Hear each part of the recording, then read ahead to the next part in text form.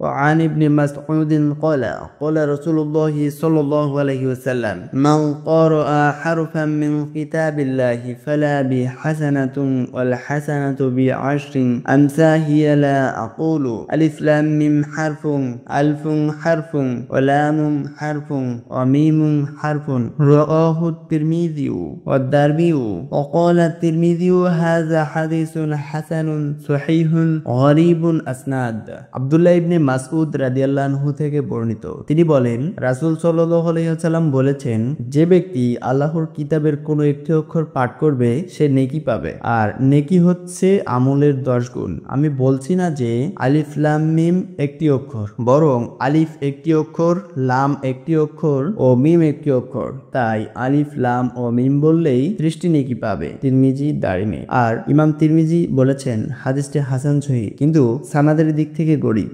মিশকাতুল মাসাবি হাদিস নাম্বার 2137।